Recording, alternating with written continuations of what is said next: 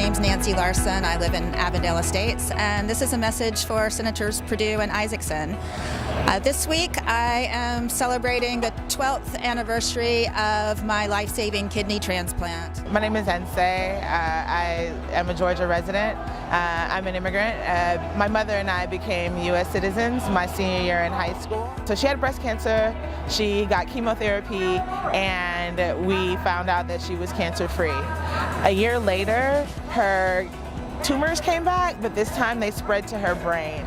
And because she was too expensive for her employer, she was terminated, and we had no idea what we were going to do. My name is Nathan Forsick, and this is my brother Nicholas Forsick. He died, I printed out his obituary. He would be turning 40 this Friday. My name's Janelle, and I am a wife, a mother, and a professional, and I'm a Georgia citizen. This issue is deeply personal to me.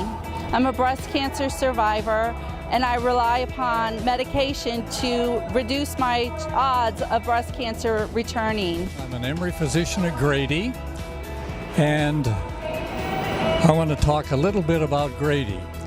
As most of us know, Grady is a safety net hospital. It's a great hospital. It cares for poor people.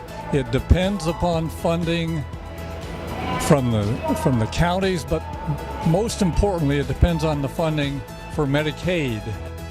Senator Isaacson and Senator Perdue, I want to let them know that I'm glad that they threw out that mean-spirited health care bill that the House passed last week. And I wanted to urge them because of my daughter, people like Annabelle. She was born 15 weeks premature and she has cerebral palsy. Senator Perdue, Senator Isaacson, I'd like to introduce you to my brother. You would really like him. He would donate to you. He would probably organize great big fundraisers and generate a lot more money for you. Unfortunately, I can't make that introduction because my brother is dead.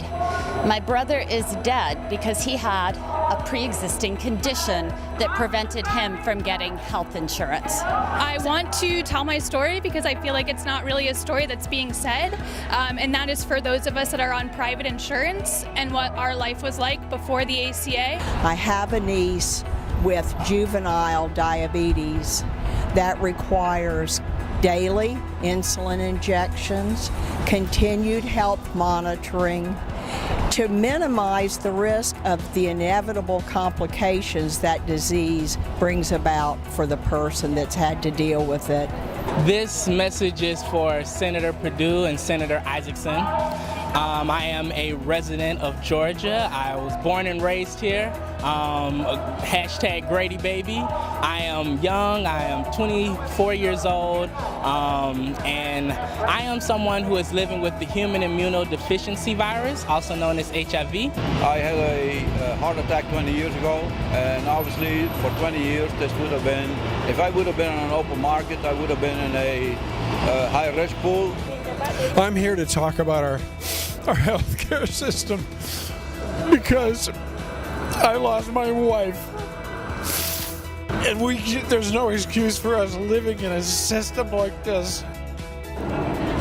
I just ask that you hear us and all of our community and all of the 84% of Americans who do have a pre-existing condition. Because we don't have Medicaid expansion in the state, and because she wasn't working, literally every dime that she has goes to her health care.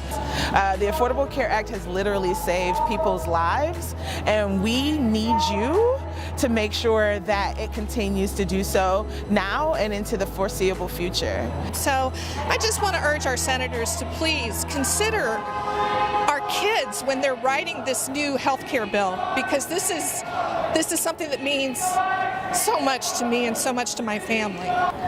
What I've been trying to tell people is that, was the ACA perfect? It was not perfect. It was not perfect at all, but what it did was it guaranteed people like me wouldn't go bankrupt over a couple illnesses that they have to deal with their whole life.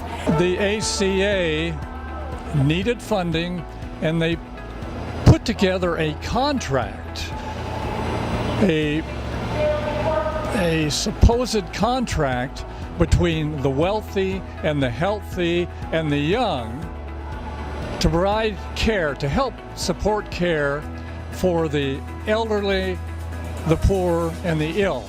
And I think that was a wonderful contract. I'm also here for my husband. My husband was recently diagnosed with end-stage renal disease, and he's going to need a kidney transplant. We've been told that a kidney transplant costs about $500,000. And so the thought of that is really overwhelming. Even with quality health care, it's going to be a very difficult journey. But before the insurance kicked in, our money was gone. But I made it back, but she didn't. He died on August 18, 2002 of a benign brain tumor, and he delayed seeking treatment because he was uninsured. He was 25. He is a part-time worker, part-time student. He just didn't have insurance. He would have been covered under the 25 because the ACA covers it up to 26, and he would have been covered on my father's plan. But this was before the day of ACA. This was before Obamacare. So he couldn't get health insurance. And then Obamacare came into play and he could get health insurance. And so he went to the doctor. And that's when he found out he was stage 4. And he'd been working every day through stage 4 cancer. And it was too late. And 9 months later, he was dead. And so I'm pleading to you as a citizen, as a mother, as a wife, and as a human being to keep your hands off of our health care, create greater opportunities for all of us for our wellness and well-being, and say no to the Affordable Health Care Act. Thank you. I would like Senators Perdue and Senator Isaacson to enhance the coverage that the American citizens have received as a result of the ACA. It has provided health insurance for so many people that would have suffered without. And so the decision becomes really, really hard for an older person that cannot afford. So it is not a question of whether you have access to insurance. The problem is, can you afford it? So I'm here to plead to Senators Isaacson and Perdue to reconsider their positions. I know that they love Trump care, but they are abandoning many people in the state of Georgia, and particularly the poor people. Is there a possibility that under the Trump care, Grady will have a difficult time surviving? And yes, that's true, and Atlanta and Georgia cannot do without Grady. But all I can tell you is it broke my heart, and it broke my father's heart, and it broke his children's heart and his wife's heart and all of those that loved him, because he never had a chance. And I am someone that once I age out of my mom's insurance at 26 will be looking for health insurance. I strongly hope and would encourage that there be some type of solution created to improve the Affordable Care Act, to make sure that not only will I be able to have insurance, but everyone can truly have insurance, that we move to a place to where no one has to choose between insurance and food, insurance and shelter, insurance and just the daily life necessities that we all have. What ticks me off is they go around saying no one dies because of lack of insurance. You know, if you want to take away people's insurance and find that, just don't lie. Because I know of at least one right here. I know of at least one. And all my hope is that, you know, before they pass this, go, yeah, we admit people will die. We just don't care.